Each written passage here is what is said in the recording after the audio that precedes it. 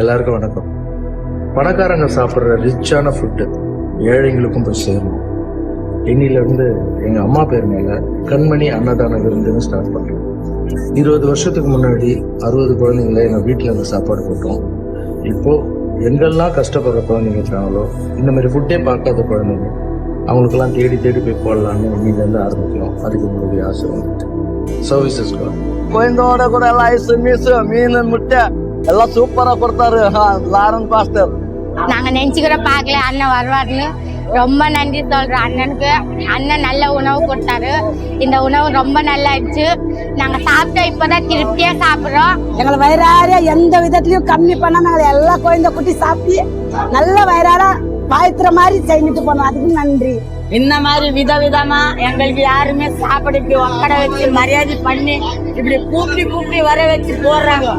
அவங்களுக்கு 1000 காலம் அவங்க தலைமுறை அவங்க இன்னும் நல்லா இருக்கணும், இன்னும் நிறைய பேருக்கு உதவி செய்யணும். அம்மாவுக்கு உடம்பு சரியில்லாதால வர முடியலப்பா.